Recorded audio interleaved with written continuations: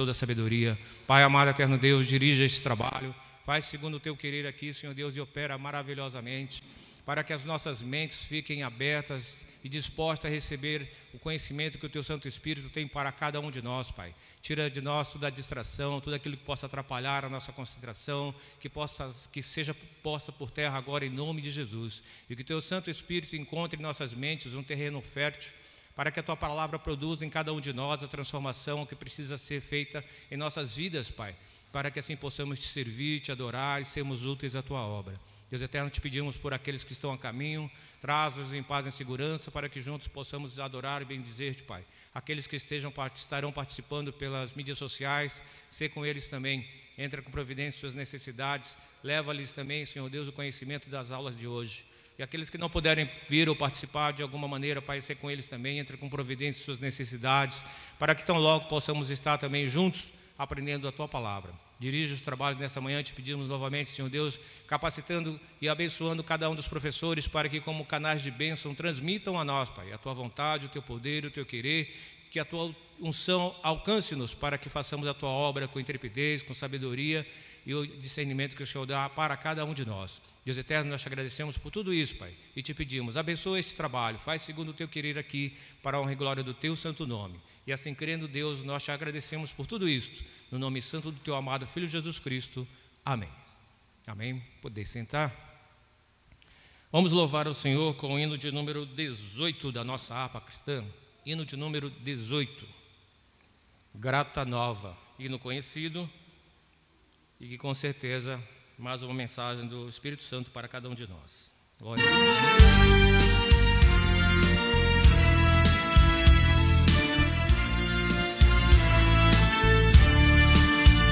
Grata nova Deus proclama.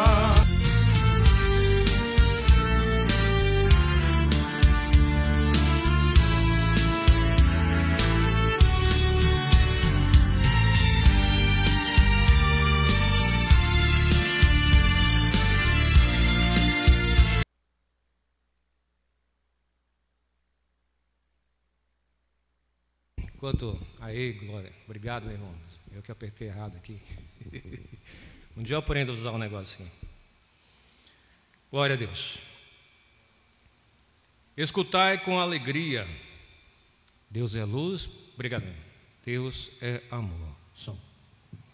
Vamos colocar isso aqui de backup. Ah, tá. Bom, vamos nos colocar de pé. Fazemos mais uma oração. Põe um pouquinho só de agudo aqui, meu irmão. Mandar, por favor. Tá grave para uma voz grossona aqui. Vamos orar? Quero convidar nosso irmão José Domingos para vir fazer esta oração. Na sequência dos nossos estudos desta manhã. Só um pouquinho de grave, já agudo. Aí tá melhor. Obrigado. Pai do Senhor para a igreja. Oramos, Senhor nosso Deus e Pai, nós te louvamos e te agradecemos, Jesus querido, por mais essa rica oportunidade de aqui estar reunido no teu santo nome, Jesus, para aprender mais de ti, Deus. Deus querido, Deus santo, continua, Senhor, abençoando a tua igreja, abençoa nossos professores, abençoa, Jesus querido, cada aluno que aqui está, Senhor, para aprender e praticar, Senhor, aquilo que aprende, Senhor. Em teu nome santo, Senhor, nós te pedimos e te agradecemos. Amém.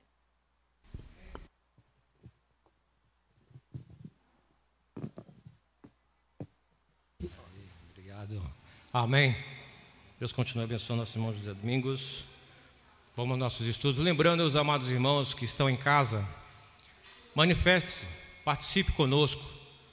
Mande para cá sua dúvida, sua participação. E na medida do possível, nós pedimos sempre, né? Manda o link para os seus familiares, para os seus conhecidos, para que mais pessoas participem e tenham acesso a essa maravilhosa palavra, maravilhoso estudo na palavra do Senhor. Tenham todos uma boa aula em nome de Jesus. Lembrando, 10h20 o nosso encerramento. Evangelista Ubden.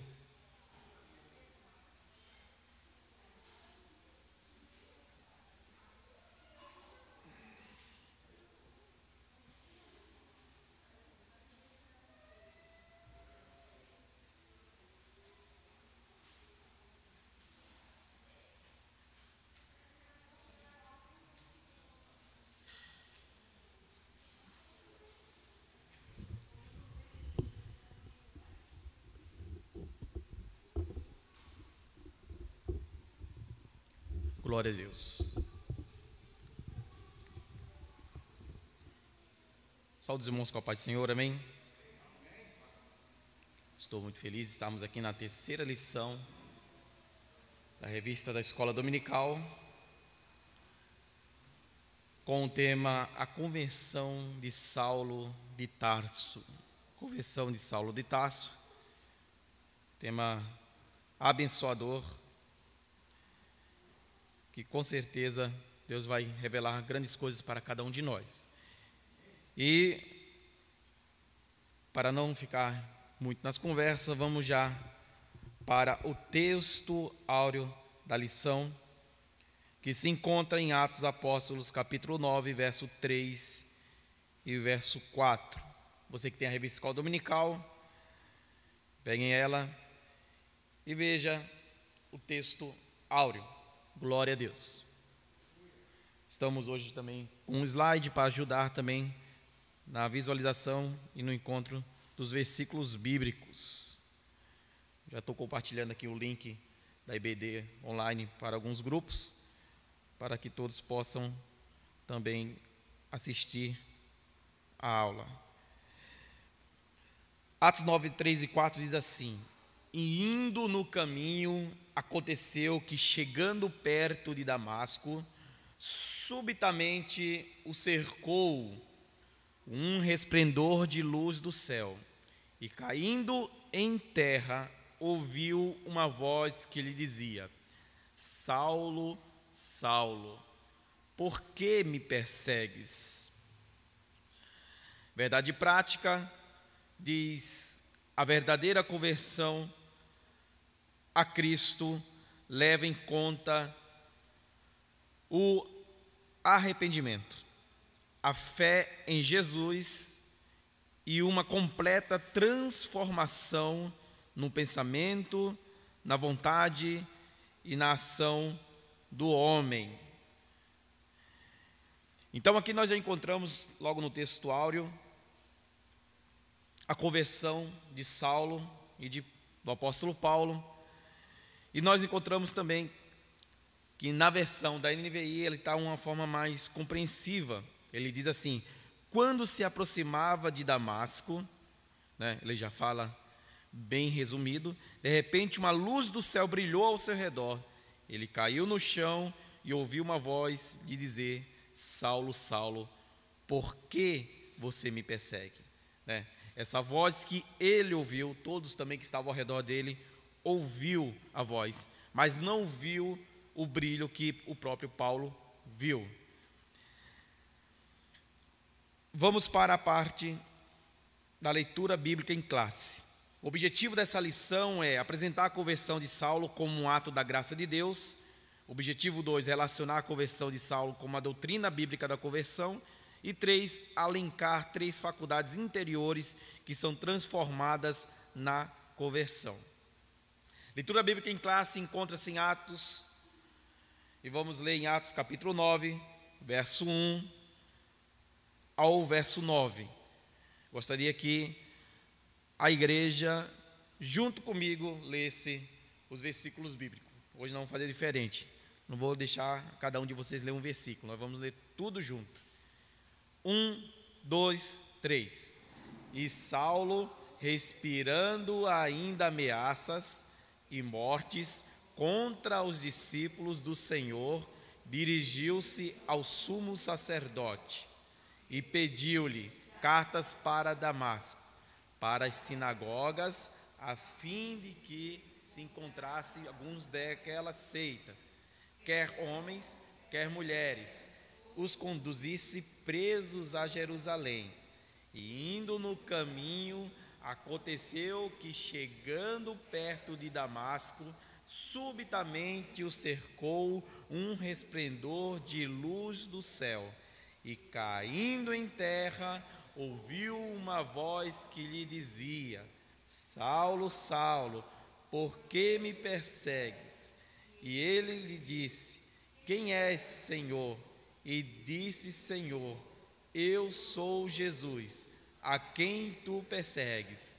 Duro é para ti recalcitrar contra os aguilhões.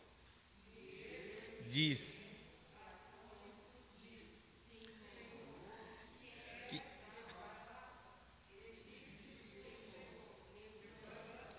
entra na cidade e lá te será dito o que te convém fazer.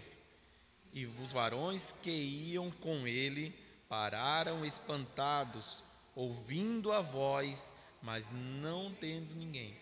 E Saulo levantou-se da terra e, abrindo os olhos, não via a ninguém. E, guiando pela mão, o conduziram a Damasco.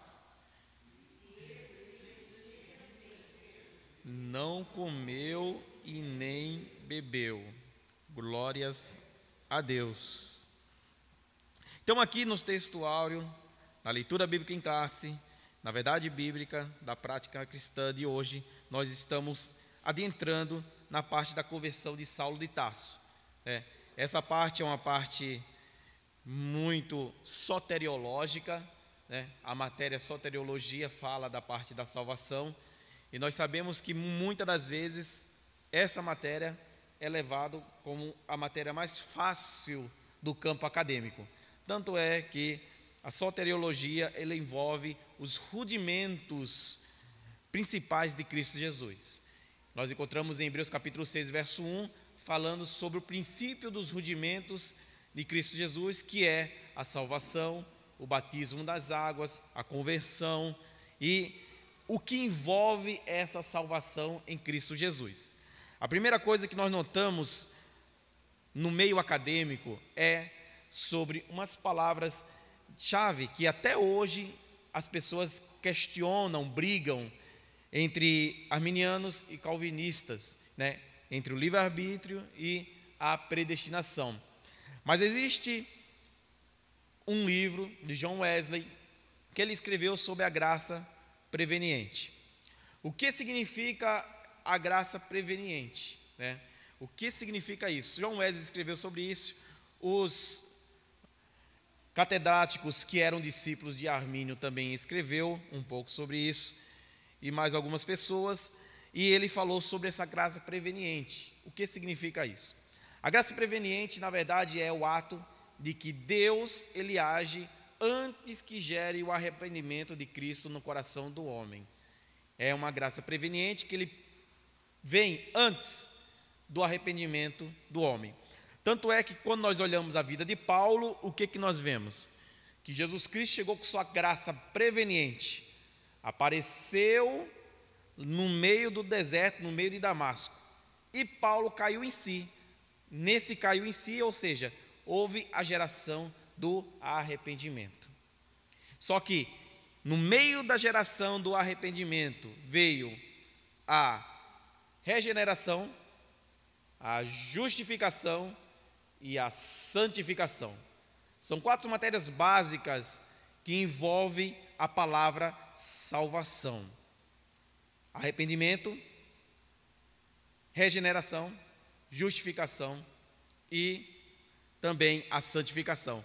Não necessariamente nessas ordens, porque existe também um questionário, umas questões bíblicas e debates bíblicos falando sobre a ordem que acontece cada um dos elementos da salvação, E aqui na graça preveniente nós vemos que Jesus Cristo, nos salva por meio da graça, e nós respondemos com arrependimento e fé. Só que o interessante é que quando a pessoa se encontra com Jesus Cristo se encontra com a pessoa, por isso que ele diz lá em João, dizendo: não foi vós que vieste a mim, mas eu que vim a vós, eu que vos escolhi, para que vá e dê fruto, e o fruto permaneça. E às vezes nós pensamos, não, nós escolhemos ao Senhor, lógico, nós temos que ter uma ação, uma escolha. Ontem estava palestrando no Vitória Regia 1, e o tema de lá era sobre águas purificadoras, e falamos sobre o livro de Ezequiel, capítulo 47, e lá eu deixei claro para cada um dos jovens e adolescentes, que se você for para a praia em si não é nada, ela pode se tornar um deserto sem o mar, A praia só se torna praia se tiver o mar. É a mesma coisa a igreja. Se nós formos na igreja, no templo físico, nós não vamos ver nada, porque o templo físico, sem o mar chamado Jesus Cristo, é apenas pedra sobre pedra. Mas quando Jesus Cristo entra no templo, aí existe um outro movimento. Às vezes nós vamos para a praia e não decidimos mergulhar no mar. Às vezes as pessoas vêm na igreja e não se decidem entregar a Jesus Cristo por completo. Então existe uma diferença muito sobre a experiência que nós temos através da salvação em Jesus Cristo. Por isso que nós chamamos de soteriologia. Lógico que nessa soteriologia nós temos que eliminar da nossa vida ou conseguir essa livre, porque por isso que a Bíblia fala que nós somos livres em Cristo, esse livre acesso em Cristo através do extermínio ou talvez do perdão, da misericórdia que nós temos quando nós se envolvemos com a martiologia, que é o estudo do pecado. Então o pecado em si nos faz se afastar de Deus, Isaías 49:2. Mas Deus, pela sua infinita misericórdia, nos aproxima dele, por quê? Porque nós estamos buscando a santificação. O que Josué disse no capítulo 3? Santificai-vos, povo de Deus, porque as coisas melhores vão vir. Então nós temos que se preparar nessa santificação. Mas o que eu entendo aqui, dessa graça preveniente, é que Deus age primeiro no homem.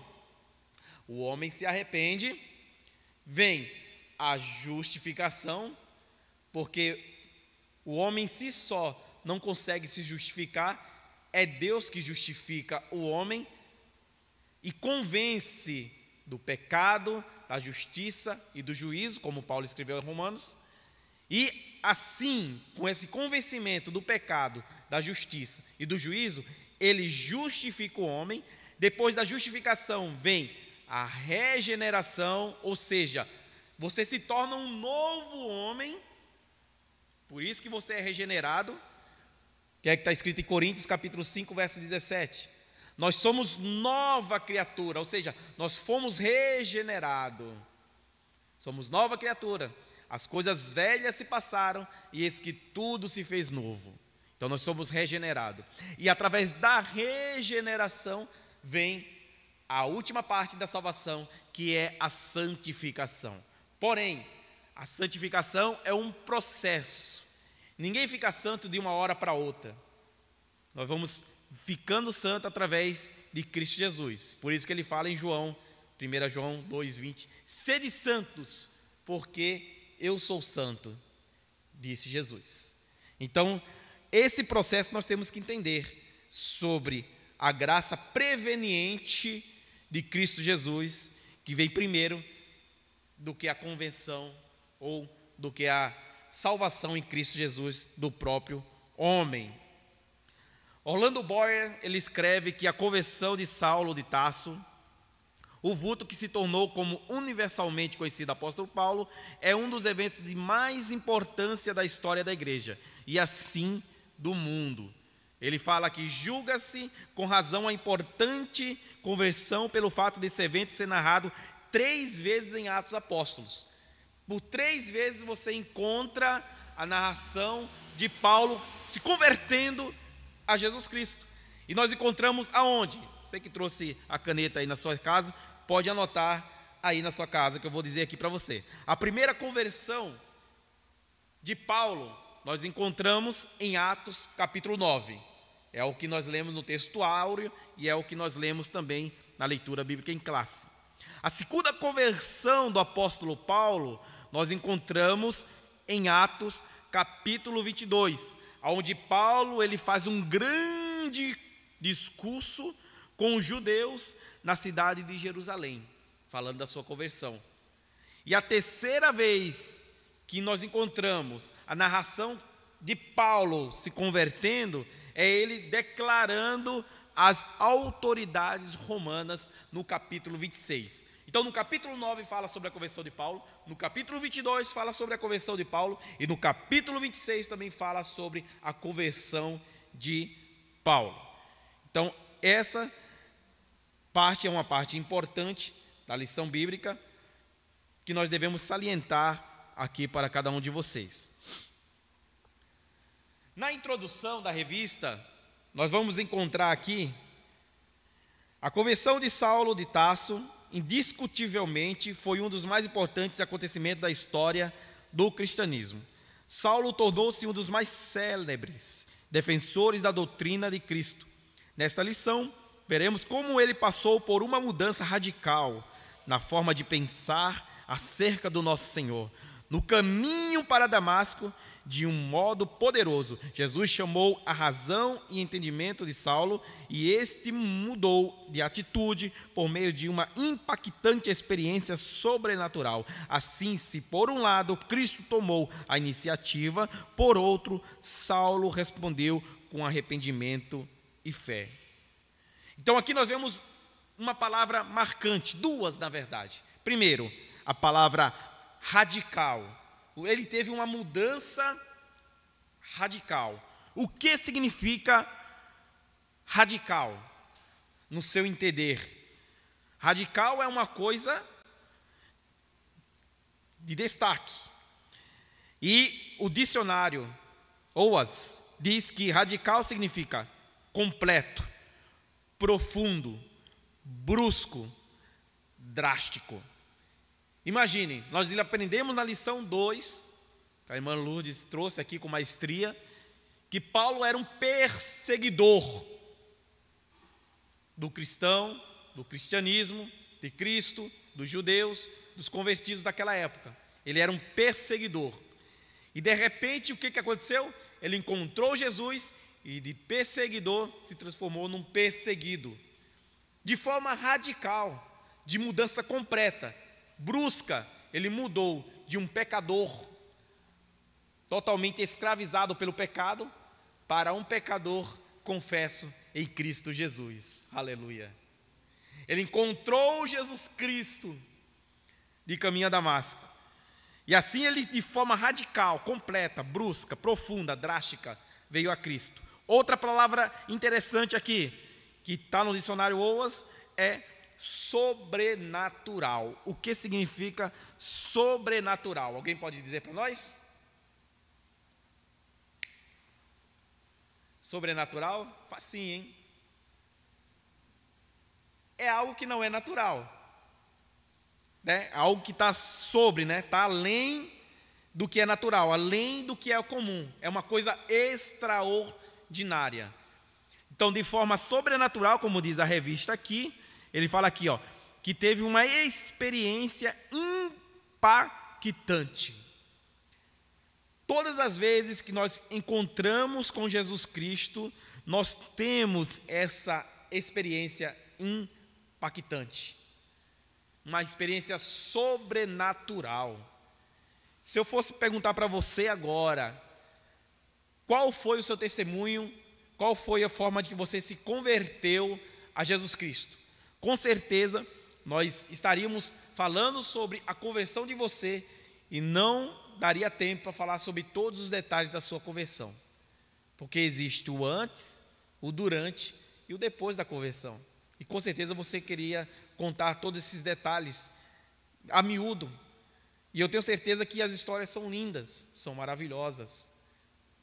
Teve um homem que eu fui visitar na casa dele, a esposa dele tinha convidado, e nós lemos uma palavra em Efésios. E nós lemos o versículo: não embriagueis com vinho em que há contenda, mas enchei-vos do Espírito Santo.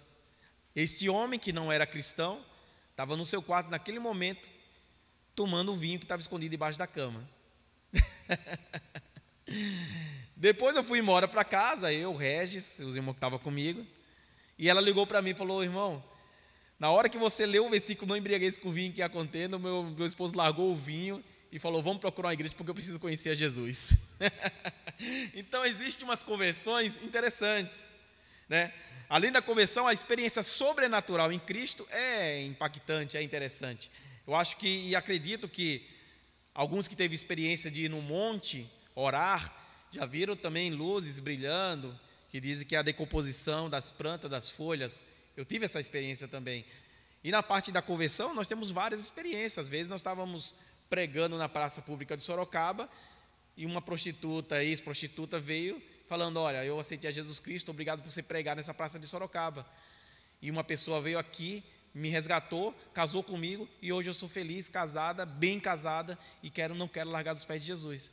É uma coisa que nós, muitas vezes, nós não vemos com os olhos carnais, mas os olhos da fé, Deus opera. E muitas das vezes nós não acreditamos nisso, porque nós somos naturais, às vezes, somos muito carnais, somos no nível 1 da fé cristã. Mas quando nós chegamos no nível 4, que é um nível muito além, aí nós encontramos Cristo Jesus de fato. Mas o primeiro nível é você ter fé. Porque a Bíblia fala que sem fé é impossível agradar a Deus. Então, quando nós temos fé, como a Bíblia diz que a fé é o firme fundamento das coisas que se esperam e a prova das coisas que não se veem, já é o primeiro passo para você viver o sobrenatural de Cristo.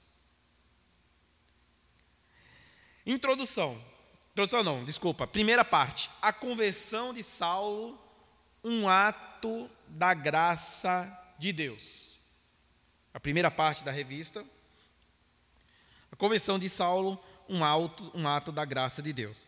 Então nós explicamos aqui a graça preveniente, o que é essa graça preveniente, e aqui nós vamos começar sobre a conversão de Saulo, um ato da graça de Deus. Parte 1. A revista Escola Dominical diz assim: a conversão de Saulo e sua experiência sobrenatural. Em Atos 9, verso 3, Lucas narra a impactante experiência sobrenatural de Saulo no caminho para Damasco. Surpreendido pelo resplendor do céu, mais forte que a luz do sol do meio-dia, o perseguidor da igreja caiu por terra e ficou cego. Se pelos argumentos racionais Saulo não ouvia sobre Jesus, o crucificado, a luz que ofuscou seus olhos trouxe a voz do próprio Senhor, que o confrontou de forma impactante: Saulo, Saulo, por que me persegues? Com sua ida para Damasco, o perseguidor tinha a intenção de acabar de vez com os seguidores de Jesus, mas foi surpreendido por uma experiência sobrenatural pela qual nunca havia passado. Segundo o seu próprio testemunho, o perseguidor viu literalmente a pessoa de Jesus, o ressurreto, que o despojou de seu ego arrogante. Nessa visão, Saulo pôde compreender quem era Jesus e a sua obra redentora no Calvário. A Bíblia diz aqui que ele conheceu a Jesus Cristo de caminho a Damasco. Porém, a Bíblia não diz e não é clara se ele caiu de fato do cavalo. O que vocês acham? A Bíblia fala que ele caiu em si.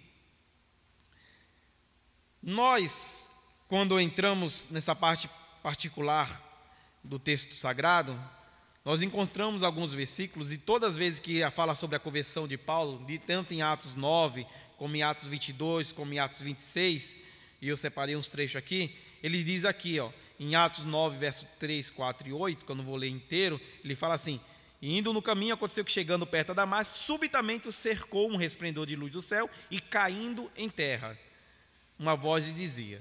Em Atos 22, versos 6, 7 e 11, ele diz assim: e caí por terra, e ouvi uma voz que me dizia. E caí por terra. Em Atos 26, verso 12 e 14, diz assim: sobre o que, indo então a Damasco, com o poder, a comissão dos principais sacerdotes, ao meio-dia, o rei, vi no caminho uma luz do céu, que excendia o esplendor do sol, cuja claridade me envolveu, a mim e a iam comigo, e caindo nós todos por terra, ouvi a voz que me falava. Então imagine, o primeiro relato da conversão em Atos 9, ele só fala dele caindo. Em Atos 2, só ele caindo. Mas em Atos 26, porque ele sabia que os romanos gostavam de heróis, super-heróis, e gostavam de histórias que surpreendessem, ele falou: todos que estavam comigo caíram. Não foi só eu que caiu, não. Foi todo mundo que caiu, entendeu? Tão poder que foi revelado naquele momento, que todos caíram. Então ele é bem claro. E outra coisa interessante é que em Atos 26 você vê que ele falou o quê? em língua hebraica, né? Em língua hebraica, como está descrito aqui em Atos 26, verso 14. E caindo todos por terra, ouvi uma voz que me falava em língua hebraica e dizia: Saulo, Saulo, por que me persegues? Então não era uma língua qualquer, era uma língua hebraica. Todos nós sabemos que o Novo Testamento foi escrito em grego. A linguagem do Novo Testamento é o grego koiné. Não é o grego atual, mas é o koiné, o grego antigo.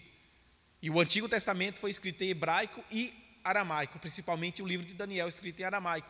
Mas Paulo sabia que ele tinha cidadania romana, tinha cidadania também, além de romana, judaica, por ser de Tarso. Ele também tinha o domínio de várias línguas. Ele era poliglota. Ele estudou numa das melhores escolas, melhores faculdades daquela época, com um professor de alto escalão, Gamaliel. Então ele sabia falar e as experiências que tinha com Jesus. Então ele sabia que aqueles romanos queriam algo mais. Então ele falou: olha, todo mundo caiu junto comigo. E o interessante é o quê? É que quando você vê a experiência de Paulo, não interessa se ele estava a cavalo, não interessa se ele estava a pé. O que interessa é que ele foi salvo. Muitas das vezes nós brigamos, discutimos sobre isso, mas o interessante não é nós ficarmos focados nisso aí. É nós sabermos que Deus conhece cada um de nós pelo nosso nome. Por que será que Jesus chegou e disse: Saulo, Saulo, por que me persegues? Porque Jesus Cristo conhecia Saulo. E outra, Saulo, ele não mudou o nome para Paulo, não. O nome já fazia parte do próprio glossário dele, porque Paulo era praticamente um nome grego, um nome romano, e Saulo é um nome judeu, que vem de Saul, que é da tribo de Benjamim, que era rei de Jerusalém. Foi o primeiro rei que Samuel ungiu, Saul. E em homenagem a Saul, o pai dele colocou o nome de Saulo. Então nós encontramos Saulo aqui sendo chamado por Jesus. E o interessante é que Jesus Cristo, ele chama nós pelo nome em particular. Nós encontramos em Lucas capítulo 19, verso 5, Jesus Cristo chamando o nome de Zaqueu. Em Atos, capítulo 10, verso 3, nós vemos Jesus Cristo chamando Cornélio. Então todos nós conhecemos a palavra de Deus e sabemos que Deus conhece cada um de nós pelo nosso nome. Glória a Deus por isso. Então, outro fato interessante aqui, que nós encontramos nessa parte 1, é que ele fala aqui no final da revista Escola Dominical, da parte 1. Segundo o seu próprio testemunho, ele viu literalmente a pessoa de Jesus, o ressurreto, que o despojou do seu ego arrogante.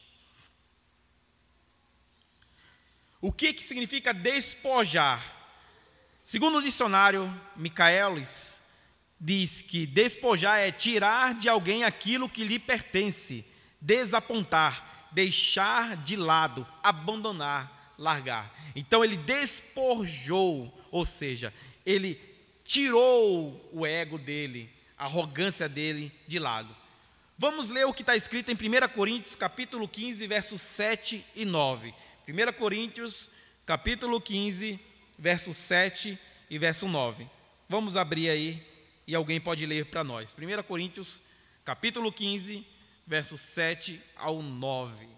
Glória a Deus.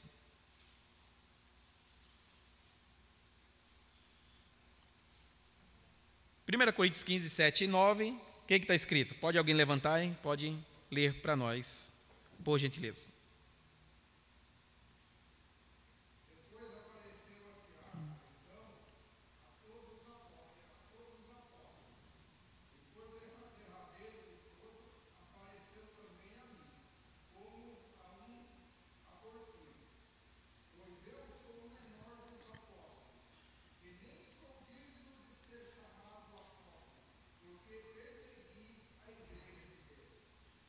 Olha aí, está escrito claramente que Paulo dizendo em 1 Coríntios capítulo 15, verso 7 e 9, que o Senhor Jesus Cristo apareceu a Tiago, depois apareceu aos apóstolos, e depois, por derradeiro, por último de todos, ele fala assim claramente que apareceu também a mim, como um abortivo, porque eu sou o menor dos apóstolos, não sou digno de chamar de apóstolo.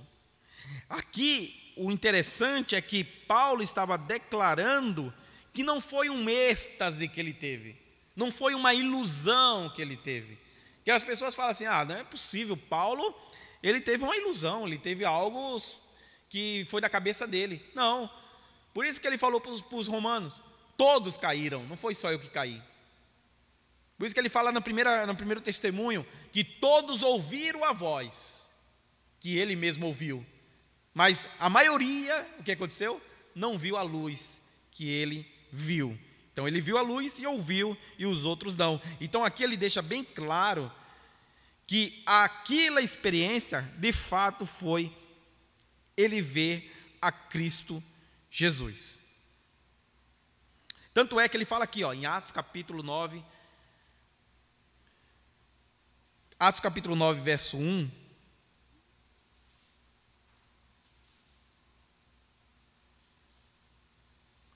Atos 9, 1, ele fala, acaso não sou livre como qualquer outro?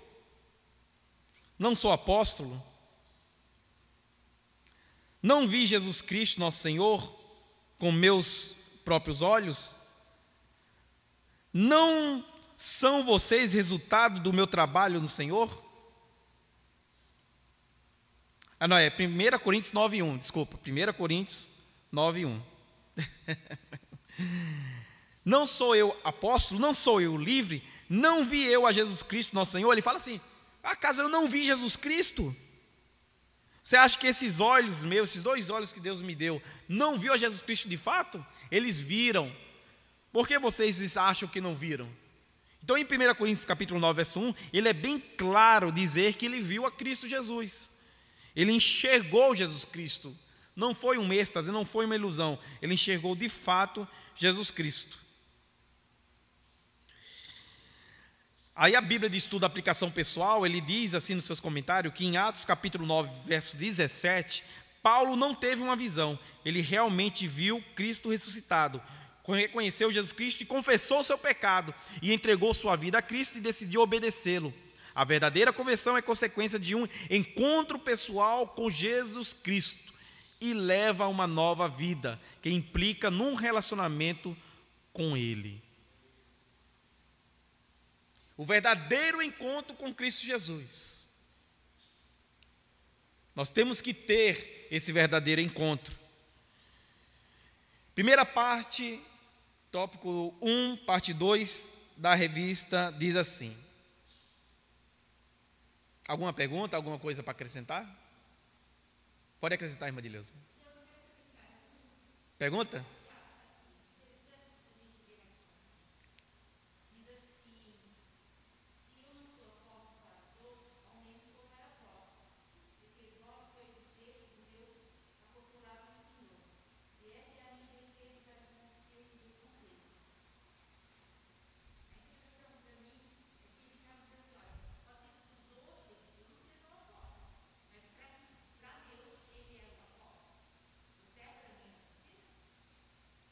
Aonde que é o versículo mesmo? Em 9:2 de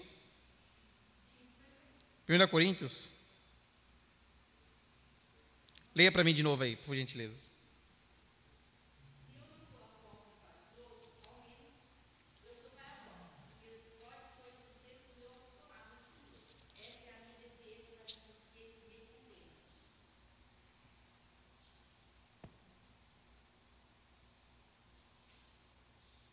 Tá, ele está dizendo aqui, ainda que eu não seja apóstolo para os outros da cidade de Corinto, certamente eu sou para vocês, da igreja de Corinto, pois vocês são o zelo do meu apostolado no Senhor. Ou seja, todo mundo tinha medo de pregar em Corinto, porque Corinto era o berço dos deuses, tinha vários templos. A deusa Diana era idolatrada lá e outros deuses mais.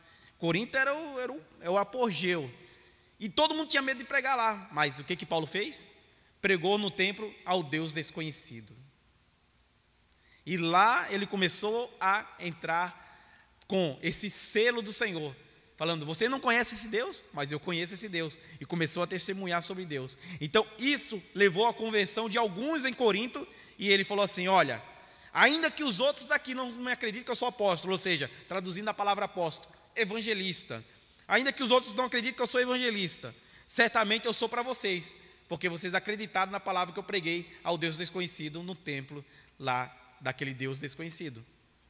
Então, naquele momento, Paulo estava declarando que, para eles, com certeza, Paulo era reconhecido como apóstolo. Talvez para os outros não, porque os outros estavam falando assim: você vai acreditar nesse cara? Né? Paulo, muitas das vezes, na sua vida ministerial, ele foi confrontado. Tanto é que, se você for ler Atos capítulo 9, lá no finalzinho de Atos capítulo 9, depois que Ananias foi lá e falou: Senhor, mas esse perseguidor, Jesus Cristo falou: pode ir lá, levanta, porque esse é o meu vaso ungido, unge ele. E foi lá e levantou e ungiu. E outras pessoas atrás, assim, você fala, as pessoas falam assim: nossa, mas esse cara estava perseguindo nós e agora está jantando conosco, está almoçando conosco, está conversando conosco. Acontece. Com certeza. Para Cristo não. Com certeza, acontece hoje. Porque a Bíblia ela é bem atual, né? O que nós estamos falando aqui serve para a nossa vida hoje.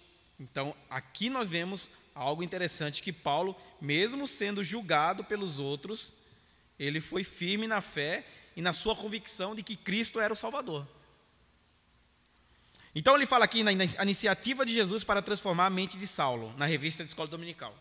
Tópico 1, parte 2. O impacto da visão resplandecente no caminho para Damasco tomou Saulo de surpresa, sob o efeito do sucesso em Jerusalém contra os seguidores de Jesus, imbuído de uma coragem irracional e bem relacionado com a casa sacerdotal. Saulo havia pedido carta branca das autoridades religiosas de Jerusalém para perseguir os seguidores de Jesus. Com o mesmo rigor em Damasco, entretanto, dada a dureza do coração de Saulo, o Senhor tomou a iniciativa de sacudir a sua estrutura física, psicológica e espiritual, agindo pessoalmente de sua direção. Então aqui nós vemos um fato relevante em que Paulo ele pegou cartas brancas para ir às sinagogas das cidades circunvizinhas ao redor. Para quê? Para perseguir os cristãos. Porque Paulo ele fazia parte do Sinédrio. E para fazer parte do Sinédrio, que era um grupo separado de 70, tinha que ter algumas exigências. E uma das exigências é saber a Torá, o Antigo Testamento, de cor na cabeça. E Paulo sabia disso. Outra exigência era ser casado. Aí fica para vocês aí se Paulo era casado ou não. Eu tenho minha opinião, e a Bíblia fala alguma coisa, né, dele, né? Ele deixa bem claro em Coríntios 7, e as pessoas falam que talvez ele não casou, mas para participar do Sinédrio ele teria que ser casado. Só que ele fala que era bom que as pessoas fossem como eu, solteira, né? Mas que solteiro é esse? Solteiro divorciado, solteiro viúvo? Que solteiro é esse? Então, deixar encucado aí na sua mente aí. Tá bom? Então, não, porque vai falar nas próximas lições.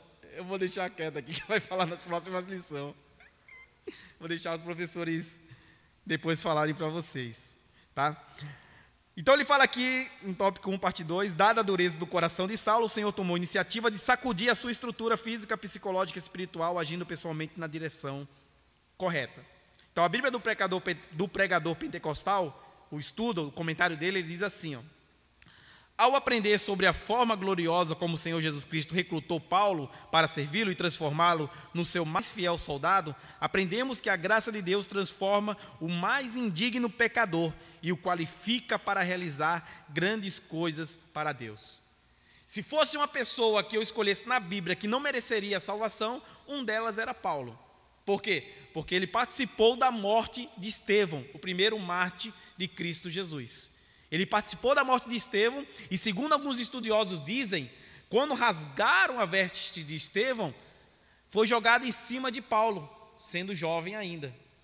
Então ele participou da morte generalizada, ele iniciou essa morte nos cristãos. Então um camarada que não poderia aceitar Jesus Cristo era Paulo, mas Deus, pela sua infinita misericórdia, converteu a ele. Glória a Deus. Vamos para a parte da oferta do Senhor. Tópico 1, parte 3 diz: a graça salvadora se manifestou a Saulo.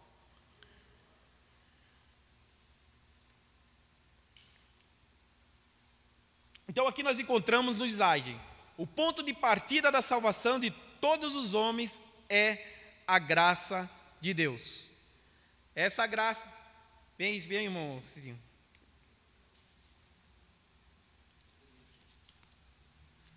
Tem uma dracma aqui.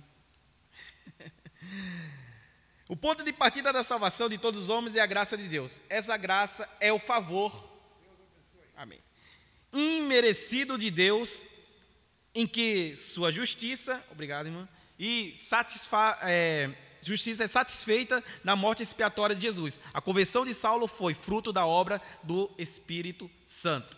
Aí aqui a lição fala do capítulo 2, verso 8 de Efésios, fala também de Tito, capítulo 2, verso 11, o Romanos, capítulo 3, verso 24. Eu gosto de ler essa parte de Romanos 3, 24, né? Que ele diz assim, ó: sendo justificados gratuitamente pela sua graça, pela redenção que há em Cristo Jesus. Justificado gratuitamente. Sabe o que significa isso? Significa que você não tem que comprar terreno no céu para morar no céu. Significa que você não tem que comprar a salvação para ser salvo. Significa que você vai receber gratuitamente de Deus a salvação. Tem pessoas leigas que talvez estão nos assistindo também aqui, que provavelmente participou de cultos e de igrejas, de campanhas, em que as pessoas ofereceram terreno no céu para você comprar. Pessoas ofereceram algum amuleto, algum cajado de Jacó, algum cajado de Arão, alguma coisa, uma flor, um lírio, para quê? Para que você comprasse para ter a salvação. E muitas das vezes não é assim que você pode levar uma pessoa a Cristo. Nós temos que levar uma pessoa a Cristo através da convicção de que a justificação é gratuita, a salvação é gratuita, é um favor imerecido. Ninguém merecia ser salvo, ninguém merecia, nem eu, nem ninguém merecia ser salvo, mas pela graça imerecida Deus nos salvou. E Paulo ele explica categoricamente em Romanos capítulo 3, verso 24, que eu li aqui, que Deus, por sua graça, pode declarar cada um de nós inocentes. Quando um juiz em um tribunal declara réu inocente, todas as acusações são retiradas de todos os registros. Tem um registro lá de toda a sua acusação. Quando o juiz fala, você é inocente, tudo é apagado. Diz a história que Agostinho de Hímbola estava orando a Deus, buscando a Deus, e o diabo veio com uma lista de pecados para ele, numa madrugada. Ele olhou aquele pecado, olhou um por um, chorou, mas ele olhou para o Satanás e falou, olha Satanás, eu vou pegar essa tinta vermelha, jogar nessa lista de pecados, porque o juiz, chamado Deus, já me justificou pela graça imerecida, apagou todas as minhas acusações, e agora nenhum registro há dos meus pecados. Glória a Deus por isso. Então, quando nós aceitamos a Jesus Cristo, temos esse aval de ter apagado todos os nossos pecados de forma imerecida. Amém? Em Filipenses capítulo 4, verso 9, vale nós notar 3 itens aqui em Filipenses 4, 9. Eu gostaria que vocês lessem a Bíblia, abrissem a Bíblia, Filipenses 4, 9. Vamos dar uma lida aqui rapidinho. Filipenses capítulo 4, verso 9. Glória a Deus.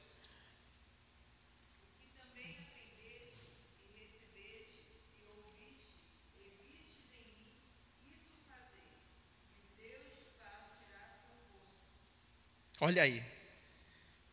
O que aprendeste, o que ouviste, o que viste em mim, que Deus e Pai será conosco. E aqui nós notamos 3 itens. Paulo viu a Jesus, queria saber a vontade de Jesus, e Paulo gastou a vida fazendo a vontade de Jesus.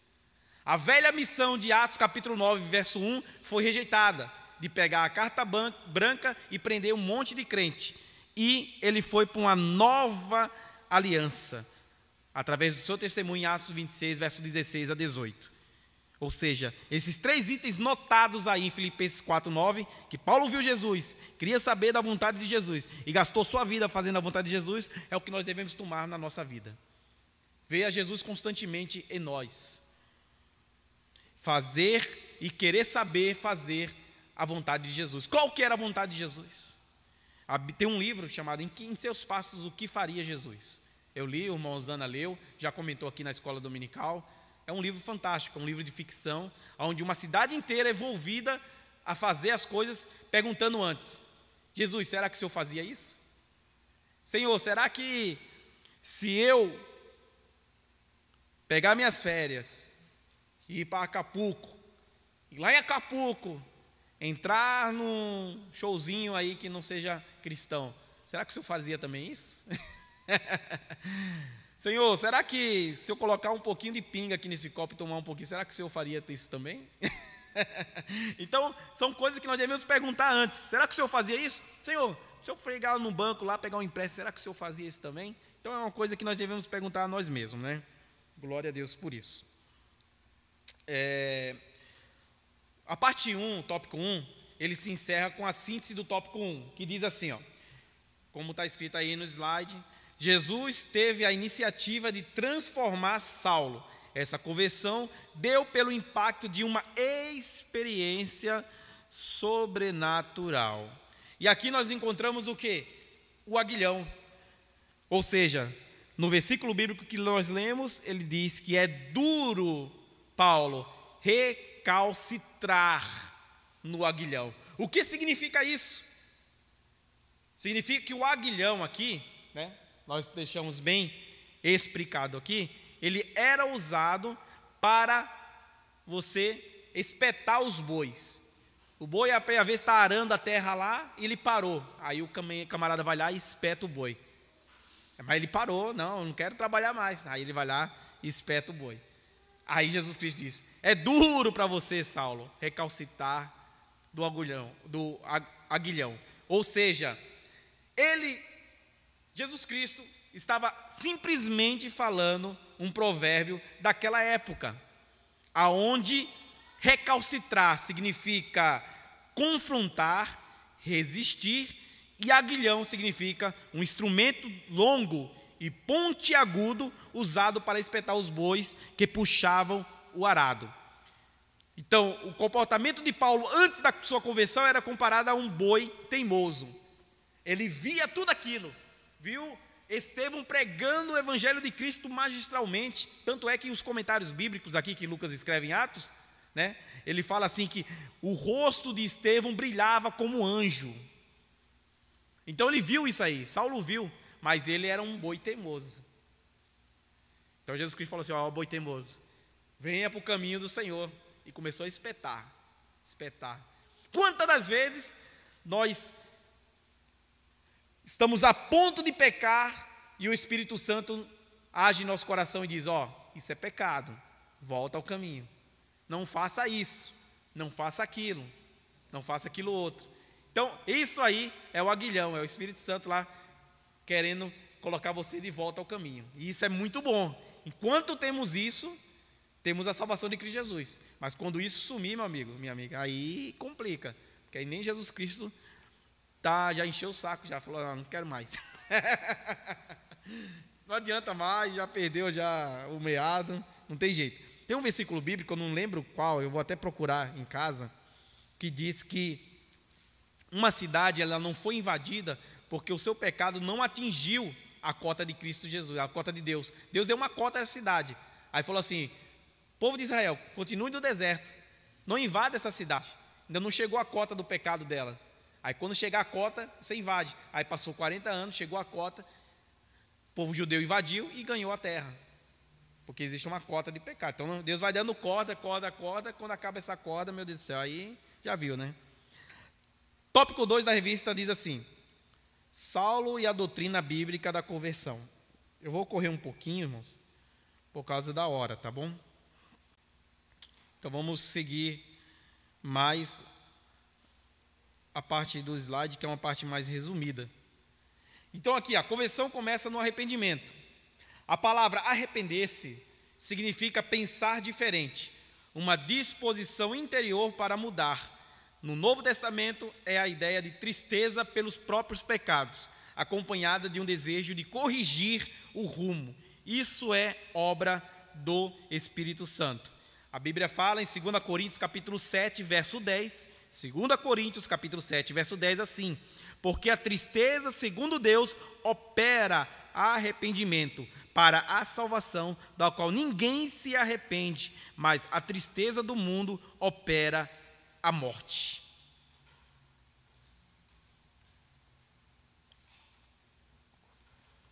A primeira mensagem que Jesus Cristo pregou foi: arrependei-vos e convertei-vos, porque é chegado o reino dos céus. A primeira mensagem que João Batista pregou foi: arrependei-vos e convertei-vos, porque é chegado o reino dos céus. E em Atos capítulo 3, verso 19, nós vemos também a pregação dizendo: arrependei-vos, pois convertei-vos, para que sejam apagados os vossos pecados, porque venham assim os tempos do refrigério da presença do Senhor. Eu sempre comento com alguns irmãos que um dos profetas que eu amo de paixão mesmo é Jeremias. Por quê? Porque Jeremias é um profeta chorão. E Jerusalém estava numa fase de que o pecado estava tão grande que os profetas daquela época só estavam batendo. Era só exortação, irmão. Só volta ao seu caminho, vocês que abandonaram Jesus Cristo, semelhante a uma prostituta que se prostitui com outras cidades circunvizinhas, e Jesus Cristo não falou isso, e Deus não falou isso, e foi metendo pau. O profeta Jeremias, ele prega de tanta exortação ao arrependimento, que o período que o profeta Jeremias viveu foi um dos piores períodos que ele viveu na face da terra, porque foi o período do exílio.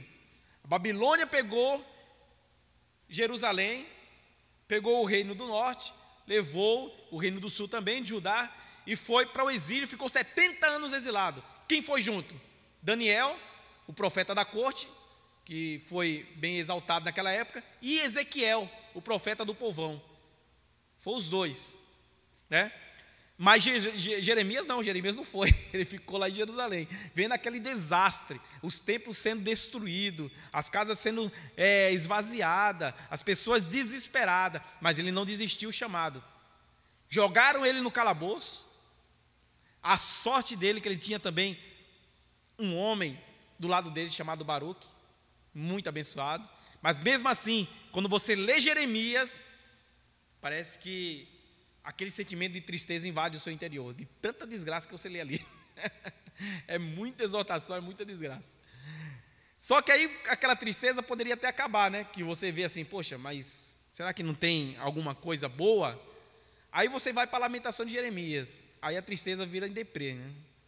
Que a lamentação de Jeremias, ele eleva o nível de choro para hard. Só que na lamentação de Jeremias você encontra esperança. Pelo menos 3 versículos de esperança. Lamentação de Jeremias, capítulo 3, verso 23, verso 24. Que as misericórdias do Senhor são novas a cada manhã. Ela não se renova. Esse negócio de renovar a misericórdia do Senhor não é fato, não é factual. Porque as misericórdias do Senhor não fica velha para renovar. Ela se faz nova a cada manhã. Então, todo dia ela é nova. Então, nós vemos esperança no meio da lamentação de Jeremias. E depois que Jeremias parte dessa para melhor, aí vem a restauração de Israel. Porque o povo fica aquele época calada, na época do Macabeus, e uma virgem chamada Maria começa a gerar um Messias, um menino chamado Jesus Cristo, que veio para a salvação de todos aqueles que crê, não somente judeus, mas gregos. Então, resumindo tudo, essa conversão começa no arrependimento, e o arrependimento é a tristeza impactante que faz uma mudança, e não um remorso, porque uma pessoa que sente remorso é uma pessoa que fica triste, mas não quer mudar. Você já viu aquela pessoa que se entrega a Jesus? Hoje não. Eu estou indo na igreja aqui, mas hoje não. São pessoas que muitas vezes não querem mudar. Ou às vezes tem um profeta na casa de Deus, a pessoa tem medo do profeta para descobrir o que ele e ela estão fazendo de errado, para acabar com aquele pecadinho e pecadão que eles estão gostando de fazer. Eles amam fazer o pecado. É gostoso fazer o pecado. Difícil é viver em santidade. Aí eles evitam os profetas para quê? Para que eles venham camuflar o pecado que eles estão cometendo. Só misericórdia do Senhor para nossas vidas, né? E Lucas capítulo 15, verso 10 diz assim: assim vos digo que há alegria diante dos anjos de Deus por um pecador que se arrepende. Sabe por que os anjos de Deus ficam alegres?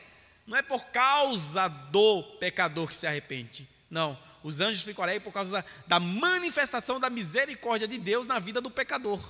É diferente. A misericórdia de Deus foi atuante, a graça de Deus foi atuante na vida do pecador. Por isso que os anjos do céu se alegram, porque está vendo Deus se manifestar com a graça imerecida na vida de um pecador. Não é porque o pecador se arrepende, não. Então vamos lá. Cabral, ele diz no seu livro, ele diz assim: a conversão implica em mudança de pensamentos, de desejos e vontades, e deve alterar todo o curso da vida do pecador. Então, na hora que você se converte, todo o curso é alterado, tudo é alterado na vida. Amém? Então vamos lá, parte 2, tópico 2. A conversão de Paulo promoveu uma transformação pessoal. Então eu vou ler aqui o slide, ele fala assim: a luz cegou-lhe os olhos carnais e abriu-lhe os olhos espirituais para conhecer Cristo como Senhor e Salvador. Essa experiência o fez indagar a Cristo sobre o que fazer. Saulo demonstra agora uma completa resignação à vontade soberana de Cristo Jesus. O que significa resignação?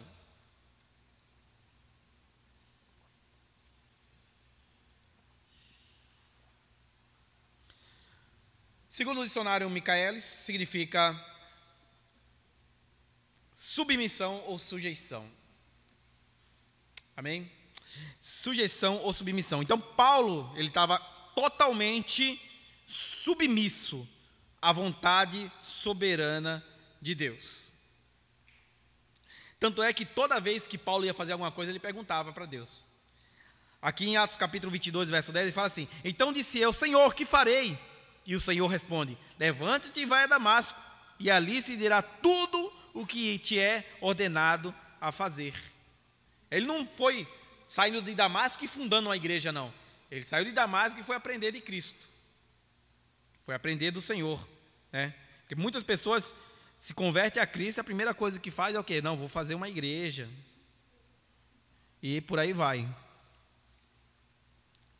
Em Gálatas capítulo 2, verso 20, Gálatas capítulo 2, verso 20, vale salientar esse versículo, ele diz assim: já estou crucificado com Cristo, e vivo não mais eu, mas Cristo vive em mim. E a vida agora que vivo na carne, vivo-a na fé do Filho de Deus, ao qual me amou e se entregou a si mesmo por mim. Paulo descobriu que não podia mais lutar contra o nome de Jesus. Pelo contrário, ele passou a lutar pelo nome de Jesus. Começou a expor as ameaças constantes onde passava, tá? Então, ele sempre estava conversando com Cristo Jesus. Vamos lá. Temos mais 5 minutos. A conversão faz parte da doutrina bíblica da salvação. A conversão é uma manifestação da regeneração operada pelo Espírito, que implica a mudança de pensamento à vontade da ação. Então diz a revista que Deus faz com que o pecador volte para Ele em arrependimento e fé, e a conversão revela poderosa transformação. Então a palavra conversão, ela faz parte da doutrina bíblica, tá ok? Síntese do tópico 2, conversão no homem começa num arrependimento e perpassa a transformação pessoal. Então depois do arrependimento sempre vem a transformação pessoal, sempre vem uma transformação dentro do nosso ser. Então aqui tem dois gráficos que eu coloquei sobre a verdadeira mudança da vida. Primeiro, despertar espiritual. Depois vem um verdadeiro arrependimento. E depois um novo comportamento. E aí, recebendo o perdão. Então, é um círculo vicioso na vida cristã. Na hora que tem um despertamento espiritual, vem um arrependimento e vem um novo comportamento. Não existe pessoas que se arrependem e continuam no velho comportamento. Não, existe um novo comportamento. Outro gráfico que diz aqui, arrependimento. O termo utilizado em hebraico é teshuvah, que procede de uma raiz verbal que significa voltar ou retornar. Então ele volta ou retorna. Então aqui nós vemos o primeiro quadro em desobediência à lei de Deus, que é o pecado. Depois em ouvir a lei de Deus, que é a tristeza pelo pecado. Depois movido pelo ouvir o evangelho, que é fé e perdão. E guiado pela lei, motivado pelo evangelho, que é a palavra de Deus. Então existe uma conversão, existe um retorno daquilo que você estava indo. Não, estou indo no lugar errado, vou retornar, vou fazer a conversão, tá? Essa palavra é muito usada para quem vai tirar carteira de motorista, né? Acho que você lembra isso aí na provinha lá, que tem umas plaquinhas lá de conversão. Então você já sabe o que significa, melhor ainda. Parte tópico 3, né? As 3 faculdades interiores transformadas na conversão. Glória a Deus. Então a revista da Escola Dominical diz assim: tópico 3, parte 1, faculdade intelectual. O homem muda o seu modo de pensar e conhece sua condição de pecador. Bíblia chama isso de conhecimento do pecado. Romanos capítulo 3, verso 20, o que está escrito? Por isso nenhuma carne será justificada diante dele pelas obras da lei, porque pela lei vem o conhecimento do pecado. Não é as obras que vai levar você à salvação, não é você doando roupa, doando mantimento que você vai ser salvo. Não, isso aí é apenas um fruto. Mas salvo é o conhecimento total que você é um pecador, que você tem um pecado e precisa de tratamento. Faculdade intelectual, tá? Então, você tem que pensar, homem raciocínio. O que a Bíblia fala e diz em Romanos capítulo 12, verso 1, sobre metanoia, sobre o culto racional. Nós temos que ter um culto racional, ou seja, nós temos que pensar. Nós não vamos agir apenas numa emoção, nós temos que pensar também. Faculdade das emoções. 2, tá errado ali 1, mas é 2. A revista de Escola Dominical diz assim: o pecador experimenta uma mudança de sentimentos na vida interior, onde se manifesta a tristeza pelo pecado contra um Deus santo e justo. Davi demonstrou tristeza por seu pecado e rogou misericórdia. Então nós encontramos em 2 Coríntios capítulo 7, verso 10, assim: porque a tristeza, segundo Deus, opera o arrependimento para a salvação. Então a tristeza, ele opera esse arrependimento, né? Glória a Deus por isso. E terceiro, faculdade da vontade. O pecador agora pode pensar, desejar e fazer o que deve ser feito para a glória de Deus. Com o auxílio da graça divina e ajudado pelo Espírito, o homem pode escolher, decidir mudar de vida. Então nós encontramos aqui em Filipenses capítulo 4, verso 8 e 9. Quanto ao mais, irmãos, tudo que é verdadeiro, tudo que é honesto, tudo que é justo, tudo que é puro, tudo que é amável, tudo que é de boa fama, se há alguma virtude e se há algum louvor, nisso pensai. O que também aprendeste e recebeste e ouviste e viste em mim, isso fazei, é o Deus de paz será convosco. Ou seja, ele fala categoricamente aqui, num trecho bem interessante, sobre a parte de ser uma pessoa dotada, né? Uma pessoa munida, uma pessoa composta, constituído por algo divino, algo de Deus. É uma pessoa dotada. Então aqui nós encontramos, síntese do tópico 3, as 3 faculdades interiores transformadas na conversão são a intelectual, das emoções e da vontade.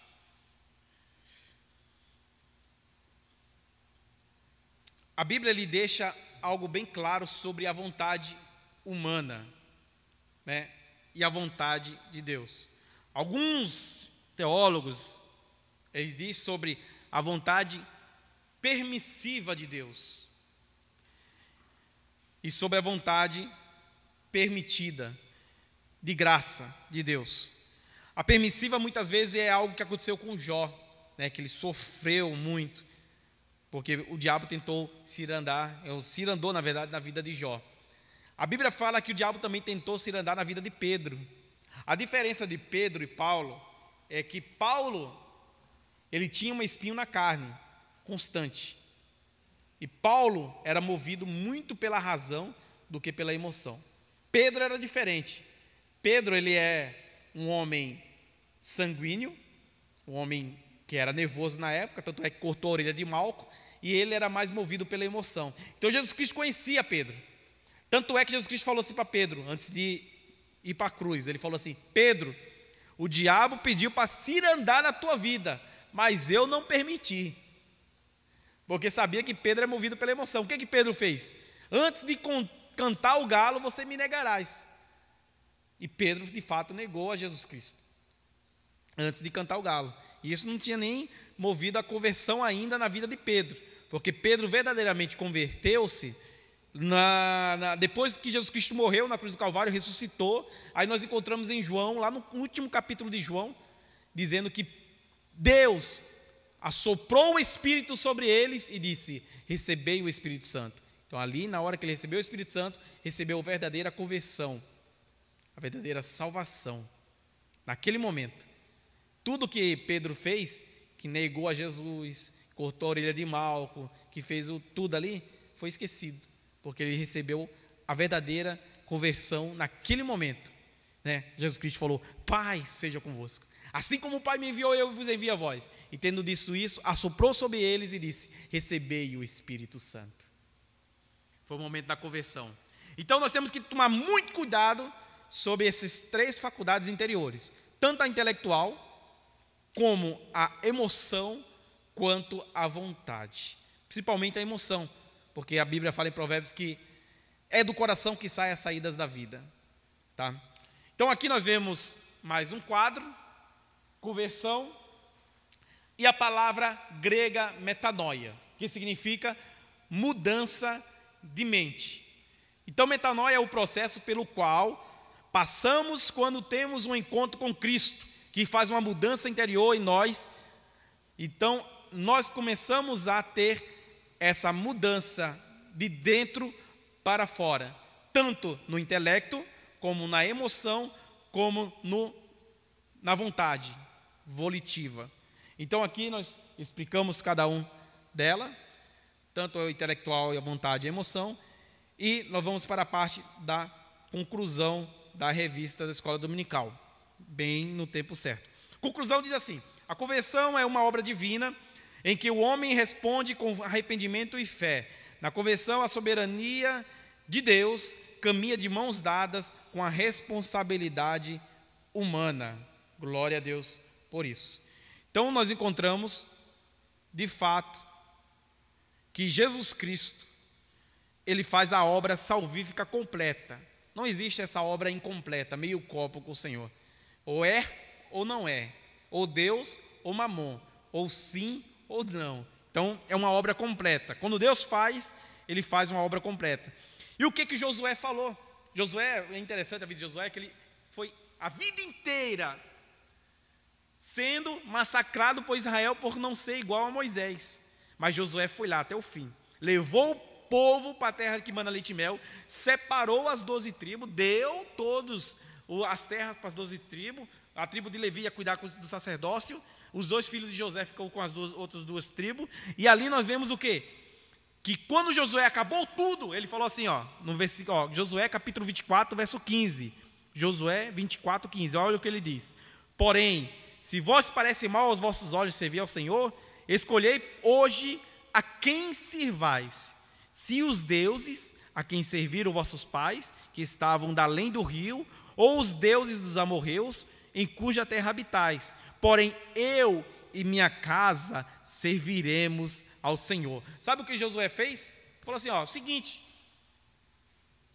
passa a conta aqui, eu quero fechar a conta, acabei, terminei, está pronto, agora eu estou quase partindo para o Senhor, eu estou muito velho, já Josué capítulo 24, eu estou muito velho, estou partindo para o Senhor, eu sei que vocês talvez não vão permanecer em Cristo, em Deus, na lei de Deus, mas se quiser adorar os deuses dos amorreus, adore.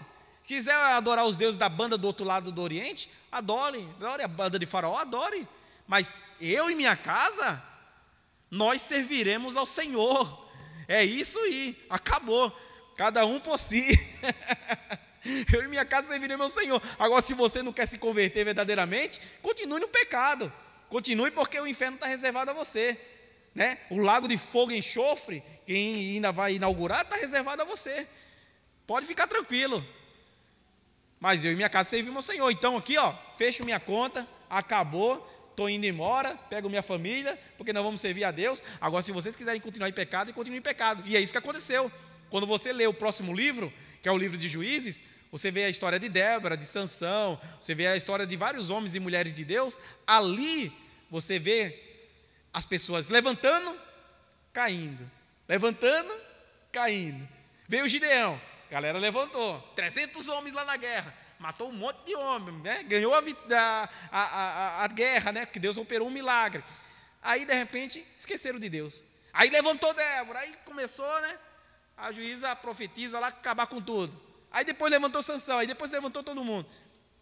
Mas mesmo assim, eles caía, levantava, caía, levantava, caía, levantava, caía, levantava. O que é isso? Isso não é uma verdadeira conversão, não é uma conversão genuína. Conversão genuína é o que Paulo disse.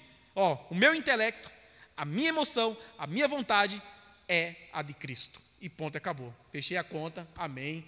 Agora ele fala o versículo bíblico dizendo que a carreira está acabada. Acabou minha carreira. Guardei a fé e agora estou em direção à Nova Jerusalém. Amém? Que Deus abençoe a todos vocês em nome de Jesus. Qualquer dúvida, pergunta ao pastor aí, ao Rosana. Só não me procure, não. Deus abençoe a todos vocês. Cadê o irmão Osana? Mozana.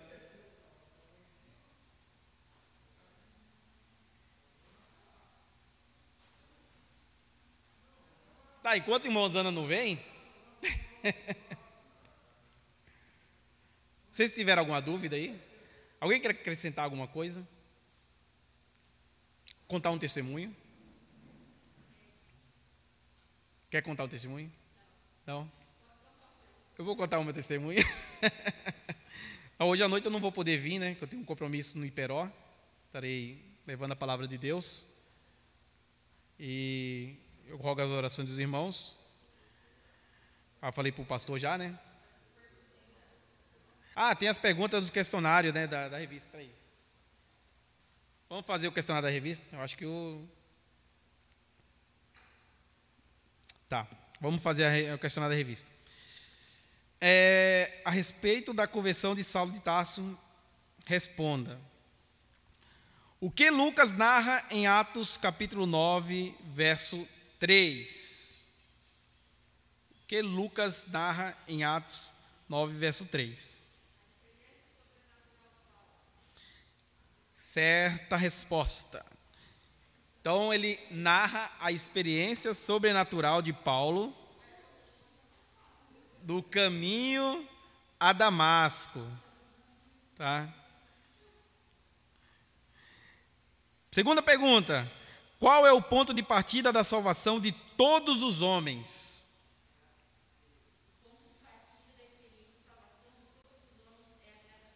A graça de Deus. Por isso que a Bíblia fala: pela graça sois salvos. Não é de graça, é pela graça. Então houve um envolvimento da graça aí, né? Então houve um custo de Cristo na cruz. Amém? Então, a Mozana está aqui já. Terceira pergunta: o que significa arrepender-se? Resposta: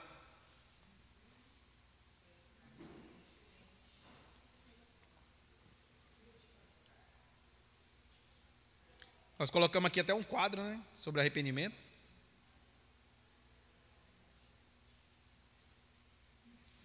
Significa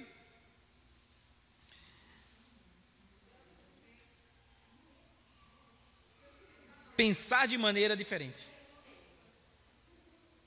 Responde aí, nobre. É que nós já estamos terminando aqui já. É a última pergunta, tá?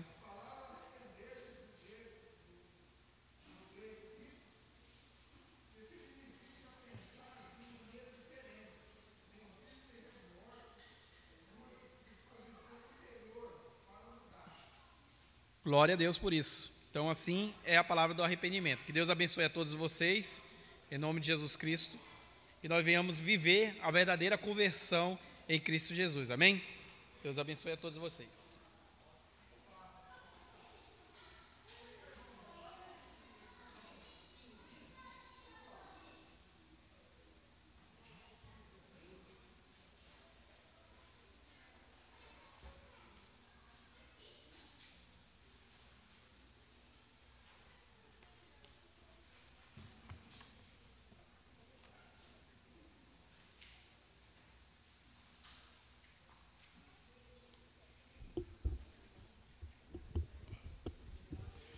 Amém, irmãos. Glória a Deus. Peço humildemente perdão aos irmãos pelo meu atraso. Nós estávamos estudando ali com os jovens, né, a respeito de arrebatamento. E esse é um assunto muito, muito interessante, profundo e necessário que tenhamos conhecimento de acordo com o que fala a palavra de Deus, né? E aí eu ainda não tenho, lamentavelmente, o domínio do meu plano de aula. Eu até o faço e tento cumpri-lo, mas às vezes eu ainda me perco um pouco. Mas peço perdão aos irmãos que orem pelo irmão Osana para que consiga administrar melhor o seu tempo. Amém? Vamos ouvir as crianças, ouvir e vê-las.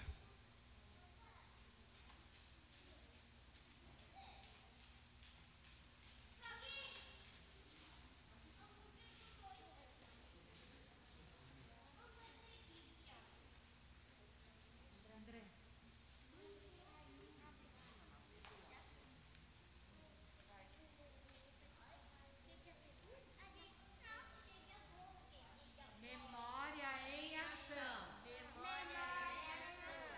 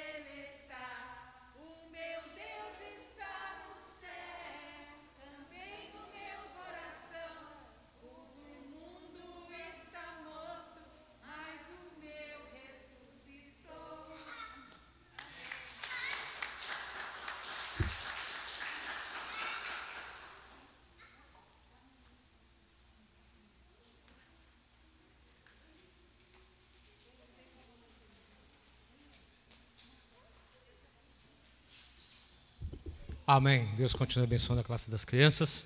E a pergunta, né? Onde está o seu Deus? Vamos ouvir os jovens. Leitura do textuário. 1, 2, 3.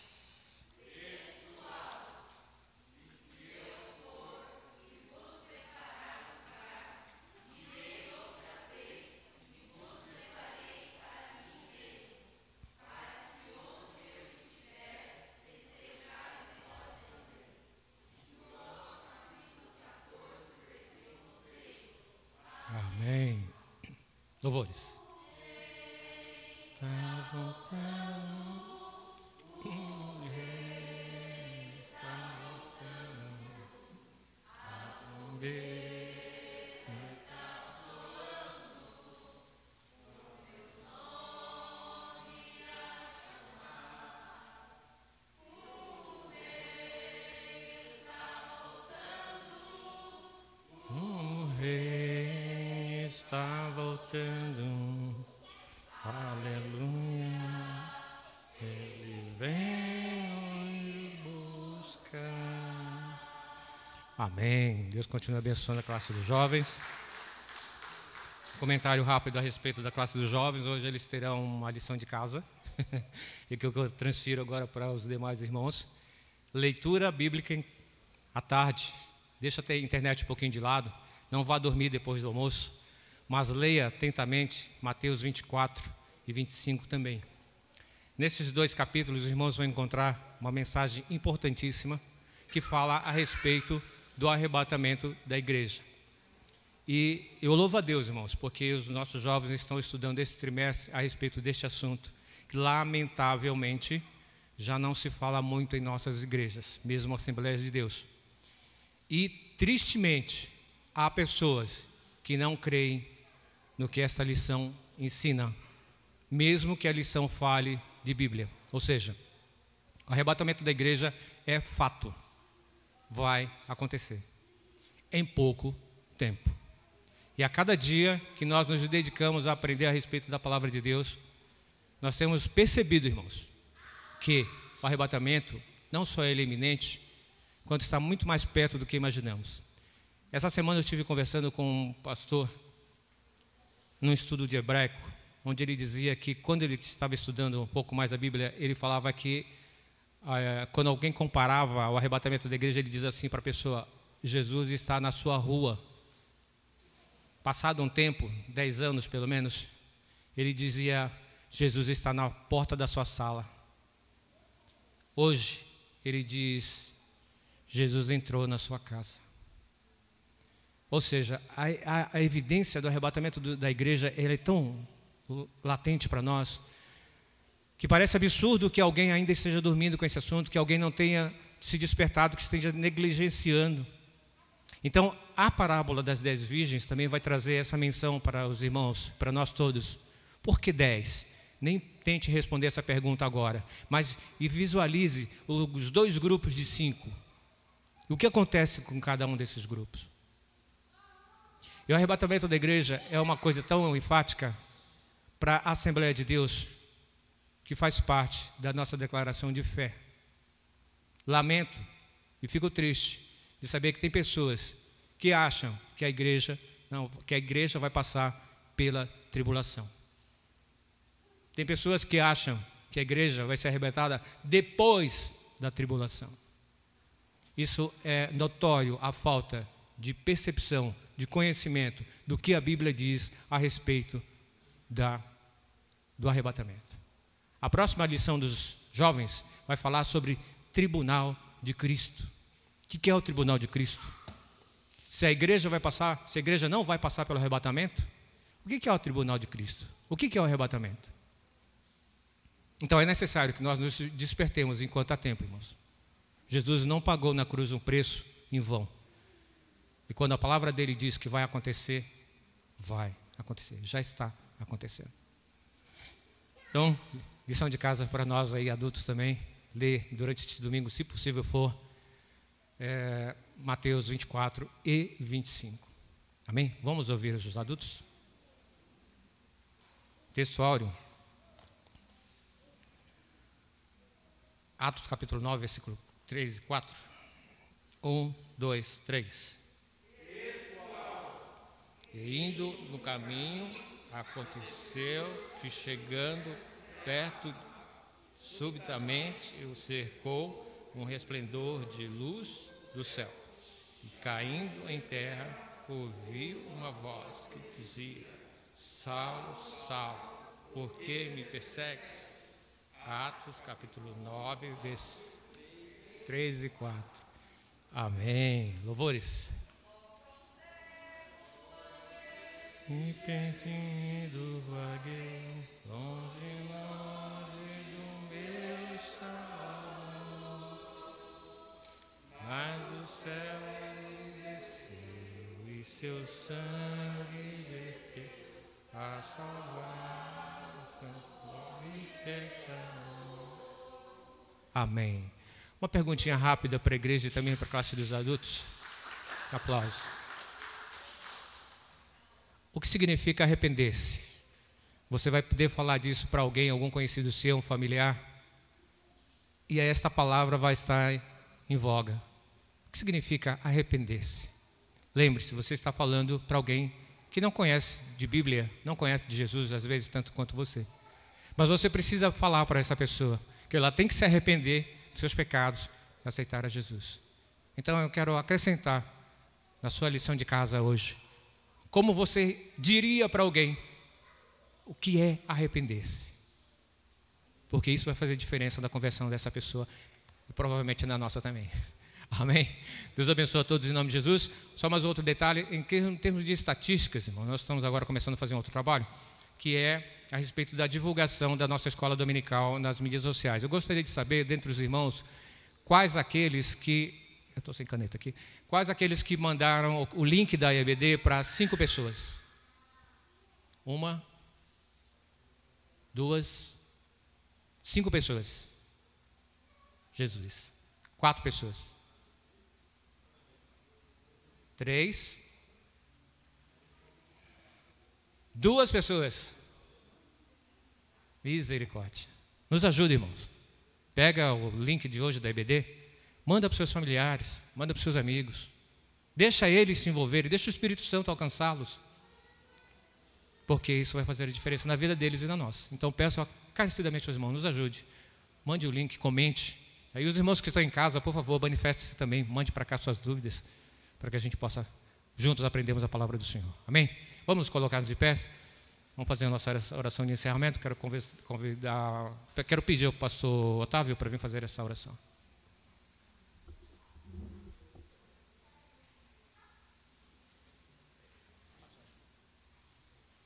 A paz do Senhor Jesus, igreja. Vamos orar. Pai amado, Pai querido, em nome de Jesus Cristo, seu Filho amado, nós oramos neste momento. Lhe agradecemos, Senhor, por esta aula maravilhosa, a qual aprendemos um pouco mais sobre a Tua palavra, Pai. Em nome de Jesus, ó Deus, que o Senhor continue dando-nos sabedoria que vem do alto, Pai. Compreensão, que não venhamos, ó Senhor, ser enganados, Senhor, pelo maligno, ó Pai, mas esclareça-nos, Senhor. Abençoa o nosso dia, abençoa este domingo, que venhamos nos preparar, Senhor, para lhe cultuar à noite, ó Deus. Leva-nos para os nossos lares, em plena segurança, livrando-nos de todo mal, Senhor. É o que nós te pedimos e lhe agradecemos, Senhor, em nome de Jesus. Amém. Amém. Deus continue abençoando o pastor Otávio. Tenham todos um domingo abençoado em nome de Jesus. Logo mais à noite, um culto abençoado e maravilhoso.